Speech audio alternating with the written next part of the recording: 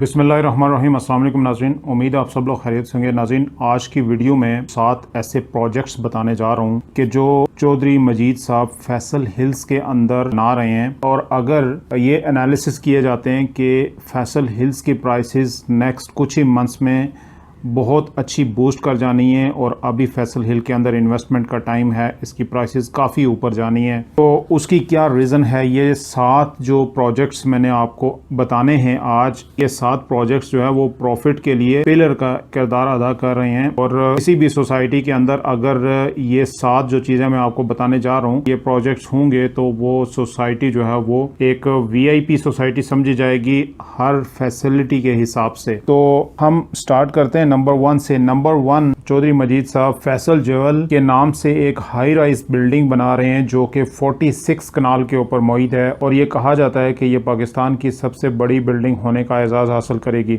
और नंबर 2 के ऊपर रूट्स इंटरनेशनल स्कूल की ब्रांच यहाँ पे ओपन होने जा रही है। और नाज़रीन, आपको पता है कि रूट्स इंटरनेशनल जो स्कूल है ये अच्छा स्टैंडर्ड वाला स्कूल समझा जाता है, और इसकी ब्रांच अगर यहाँ पे ओपन हो जाएगी तो ये एक बहुत बड़ी फैसिलिटी होगी यहाँ के रेजिडेंट्स के लिए। और फिर ये होगा कि लोग यहाँ पे प्लॉट्स की बाइंग बहुत ज़्यादा करेंगे, डिमांड इससे भी ज़्यादा बढ़ जाएगी। उसकी वजह ये होगी कि हर तरह की फैसिलिटी यहाँ पे मौजूद होगी, तो हर बंदा ये चाहेगा कि यहाँ पे घर बना के रहा जाए। और नंबर 3 की अगर हम बात करें तो फैसल आर्च के नाम के ऊपर एक डिज़ाइन बनाया जा रहा है ब्लॉक ए में। ये तकरीबन 125 फीट बुलंद होगा, और ये state of the art design होगा। और इसके ऊपर ये कहा जाता है कि इसकी जो कॉस्टिंग है, मतलब इसके ऊपर जो लागत आई है, वो सोसाइटी खुद से बना रही है, और ये तकरीबन 24 से 25 करोड़ इसके ऊपर लागत आ रही है इस डिज़ाइन के ऊपर। ये एक बहुत ही मुनफरिद और बहुत अट्रैक्टिव डिज़ाइन होगा जो कि अभी